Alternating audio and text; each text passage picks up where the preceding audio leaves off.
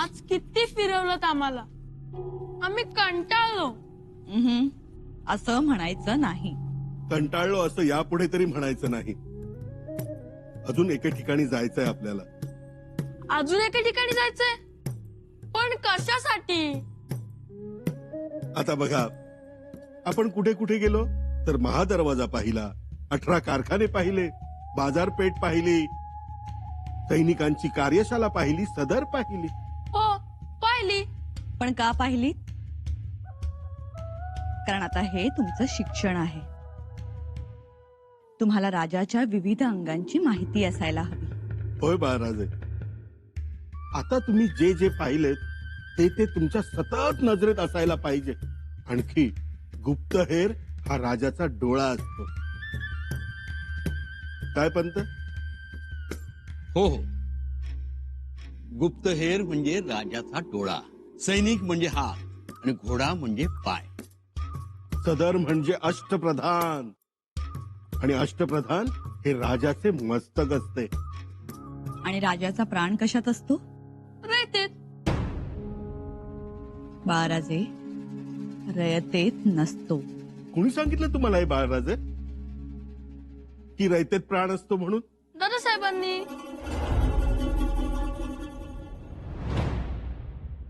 वा वा वा, अगदी योग्य शिकवण. वावा काय पंत, चुकीची शिकवण आहे ही.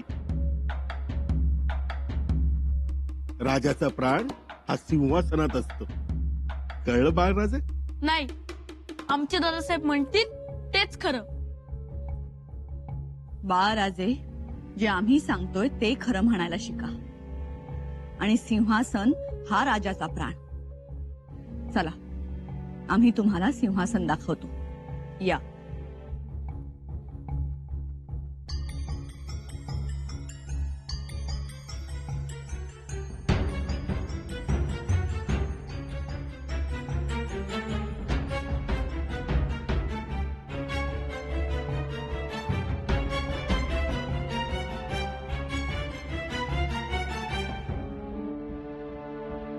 युवराजांनी सिंहासन पाहावं, युवराजांना सिंहासन दाखवावं, असा संकेत आहे. हो, पण आमच्या दादासाहेबांनी आम्हाला कित्येकदा दाखवलंय. आम्ही ते पाहिले त्यांच्या पाटकुळी बसून. बघा, बाळराजांना हे आधीपासून ठावे आहे. ठावे असेल, पण तरी आज आता जी ठिकाणं दाखवली ती तुम्ही रोज बघितली पाहिजे. बघाल ना बाळराजे? जी मातोश्री. बघा मोरोपंत, बाळराजे हो म्हणाले. किती आज्ञेत आहेत मातोश्रींच्या. संस्कारी आहेत. संस्कारी आणि आज्ञाधारक मुलंच पुढे जाऊन सर्वांची प्रिय होतात, राज्य करण्यास काबिल होतात, नाही का? बाळराजे, आता सुरनीस पंत तुम्हाला दरबार मंडपात आणखीन खाचा खोचा समजावून सांगतील. या.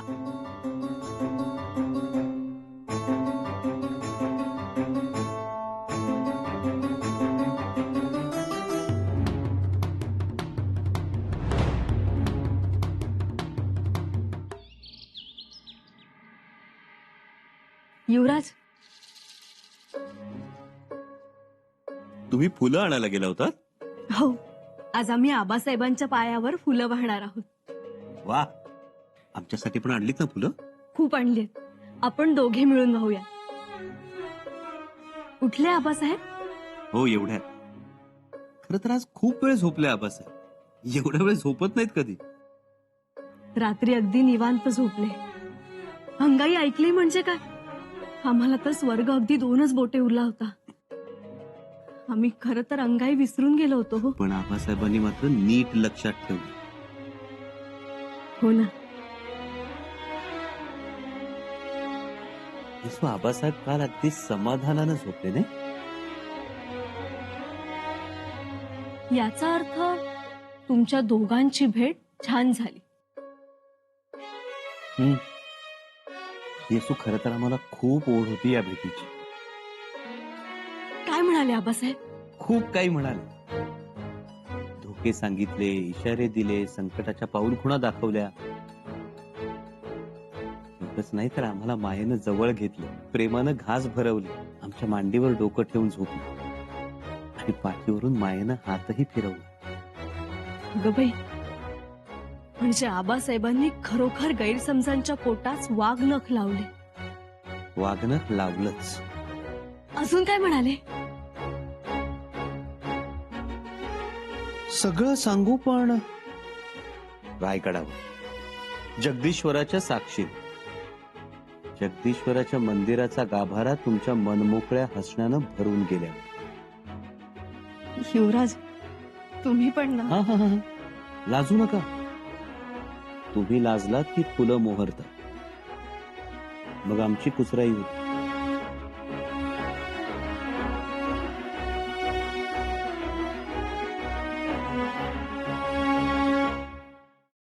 आज किती किती फिरलो आम्ही. हो, पण ते जरुरी होतं की नाही? हो, पण हे सगळं आम्ही बघितलं होतं पूर्वी दादासाहेबांच्या पाठीवर बसून. हो, पण तेव्हा तुम्ही मूल होता आणि आज जे पाहिलंय ते मोडचा राजा म्हणून पाहिलंय. म्हणजे तेव्हाच्या पाहण्यात आणि आत्ताच्या पाहण्यात काही फरक आहे का नाही? हा, तेव्हा तुम्ही काय पाहिलं होतं तर गंगासागर. हो, गंगासागर, महादरवाजा, जगदीश्वराचे मंदिर, बाजारपेठ, शस्त्रागार. आणि आज काय पाहिलं तुम्ही? दारुगोळ्याचं कोठार, अष्टप्रधानांचे वाडे, खाशी सदर, होळीचा माळ, निशाणकाठीची जागा, खलबतखाना आणि आणि सिंहासनाची जागा. आणि पागाही बघितली आम्ही. बरोबर. मातोश्री, आम्ही एवढे फिरलो, आम्हाला आता खूप भूक लागली, जेवायला द्या. एवढ्यात तुम्हाला भूक लागली सुद्धा? बर, आम्ही की नाही तुमच्यासाठी तहान लाडू, भूक लाडू बनवायला घेतो, पण एवढ्यात मिळणार नाही. अजून अवकाश आहे, मुतपाक खाण्यात कोणीच नसेल. मातोश्री, आमच्या पोटात कावळे ओरडत आहेत. असं? बर, मग तुम्ही असं करा, तुम्ही पुतळा मातोश्रींच्या महाली जा. त्यांनी की नाही लाडू केलेत, ते जाऊन खा. लाडू मातोश्रींच्या हातचे? चालेल. अहो, सावकाश जा.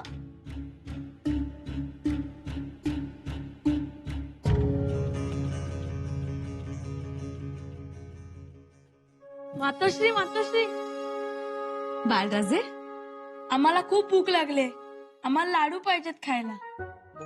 लाडू? हो, मातोश्री म्हणाल्या धाकट्या मातोश्रींकडे जा आणि लाडू खा. असं म्हणाल्या मातोश्री? हो, आम्हीच म्हणालो, पण नसतील लाडू तर राहू द्या. युवराज, चला आपण मुतपाक खाण्यातच जाऊ. या. थांबा थोरल्या पैसे.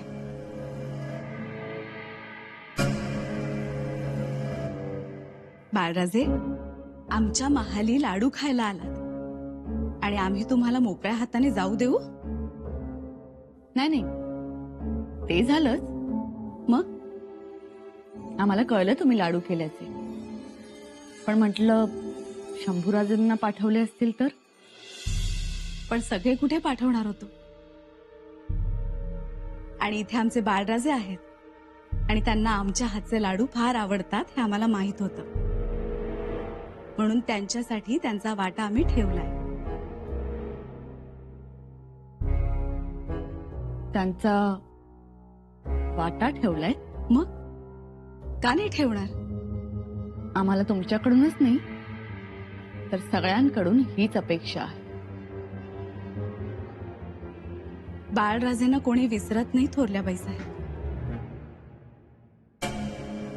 या बाळराजे.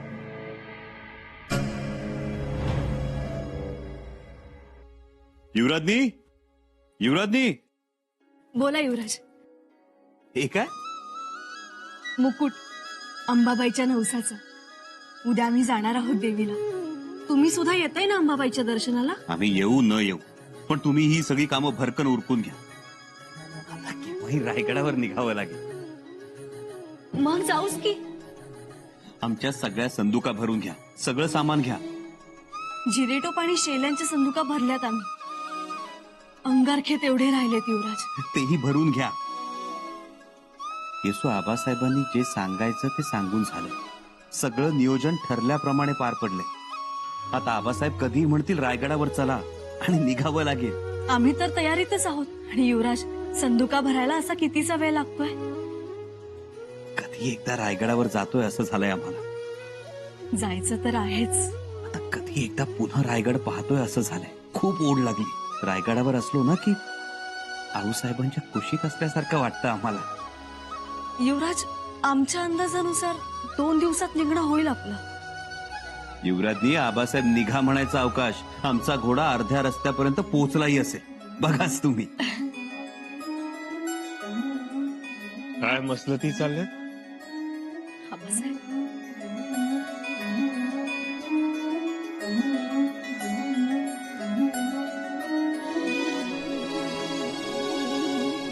यशस्वी मसलत चाललीये ती रायगडावर जाण्याची. संदुका भरण्याचे आदेश दिले युवराजांनी आम्हाला. शंभूराजे, आबासाहेब, आम्ही युवराजनींना म्हणालो तयारीत असलेलं बरं म्हणून. आबासाहेब, रायगडी गेल्यावर 1 दिवस आम्ही पाचाडलाच थांबणार. स्वतःच्या हातानं आऊसाहेबांची समाधी धुणार, पूजा करणार, फुलांची आरास करणार. शंभूराजे, तुम्हाला आत्ताच निघता येणार नाही रायगडासाठी.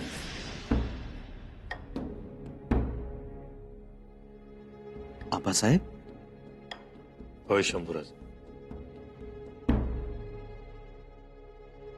तुम्ही न निघण्यामागची कारण 2. एक तर रायगडावरचं आत्ताचं वातावरण तुमच्यासाठी अनुकूल नाही. विरोधाचे ताबूत जरा थंड होऊ द्या, मग या.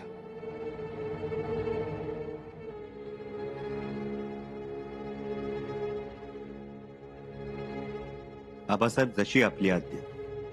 आपण म्हणाल तसं.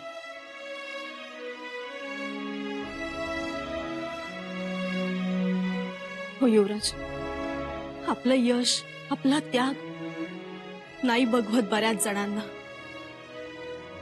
त्याची कल्पना आहे आम्हाला. थोडे दिवस शंभूराज, आम्ही जाऊन आमच्या कारभाऱ्यांच्या मनातली केलमिश्र दूर करतो.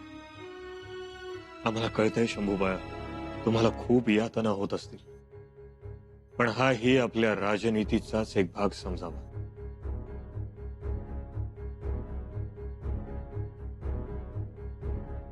ठीक आहे आबासाहेब, आपण बोललात, आमचा देवच बोलला.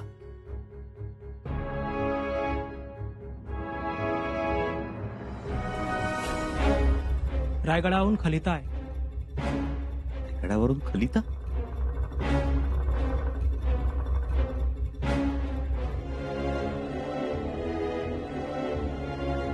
आबासाहेब, पुतळा मातोश्रींची प्रकृती खालावली आहे.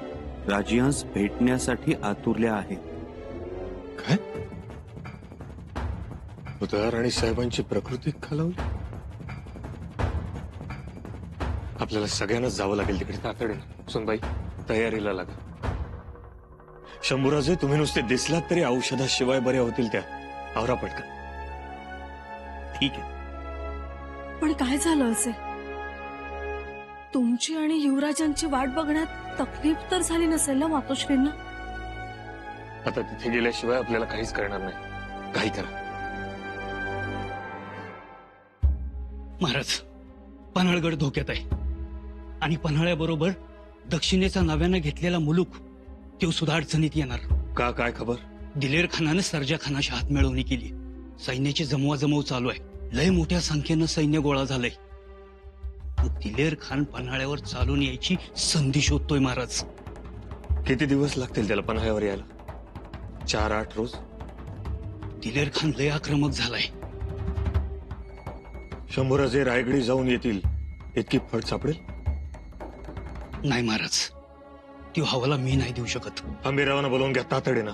जी. आबासाहेब, तुम्ही धावपळ करू नका. आम्ही इथंच थांबतो. आपण जावं. नाही शंभूराजे, तुम्ही देखील चला. मातोश्रींना भेटा आणि पुन्हा या. आबासाहेब, तुम्ही रायगडावर जाणं गरजेचं आहे आणि आम्ही पन्हाळ्यावर थांबणं महत्वाचं आहे. आबासाहेब, दिलेर खानाचा अभ्यास आहे आम्हाला. त्याला कशी धूळ चारायची हे बखूबी माहिती आहे. आम्हीच त्याला 4 मुंड्या चित करू शकतो. होय महाराज, हे पण खरंच आहे म्हणा. आणि आबासाहेब तुम्हीच म्हणाला होता दक्षिणेचं राज्य सांभाळण्यासाठी पन्हाळा सोयीचा आणि त्यासाठी तरुण नेतृत्व हवं. आबासाहेब आम्ही आनंदानं ही जबाबदारी स्वीकारू. आम्हाला संधी द्या. शाबास शंभूराजे शाबास. क्षणभरासाठी आम्हीच आम्हाला आठवलं. वैयक्तिक सुखापेक्षा स्वराज्य कार्यासच नेहमी महत्व दिलंय आम्ही. आबासाहेब आपण आखून दिलेला आदर्श हीच आमची वाट. ठीक. आम्ही उद्या पहाटेलाच रायगडाच्या दिशेने रवाना होतो. सोनबाई इथेच थांबतील. बैरजी, या.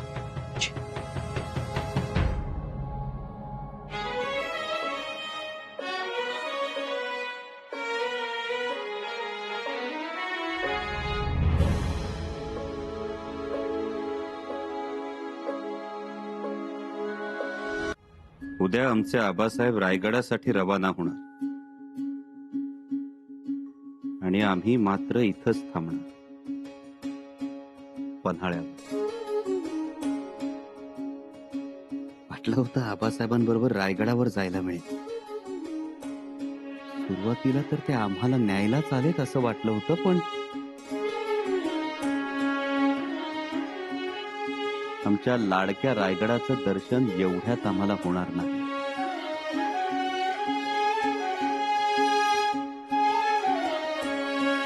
प्रत्येक वेळी दुरावतोय तो आम्हाला. पण आबासाहेबांची आज्ञा महत्वाची. त्यांचा शब्द खाली पडू न देणं नितांत गरजेचं.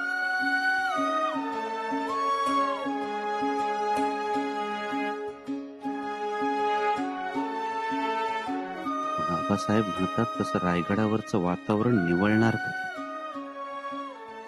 आणि आमच्या विरोधात नाचणारे ताबूत थांबणार तरी कधी. जो जो आम्ही एक एक पाऊल रायगडाच्या दिशेनं टाकतोय तो तो 2 पावलं मागं जातोय. एवढे मोठे आमचे आबासाहेब, छत्रपती, महाराज, राजाधिराज आम्हाला भेटले 2.5-3 वर्षांनी. आणि सहवास लाभला तो जेमतेम 4 दिवसांचा. बोलणं ऐकायचं तर बघायचं राहून जात होतं आणि बघायचं तर ऐकायचं राहून जात होतं.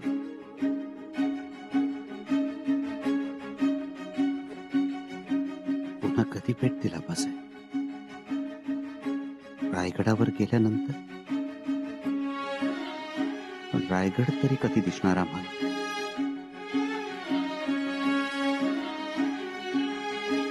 माहित नाही.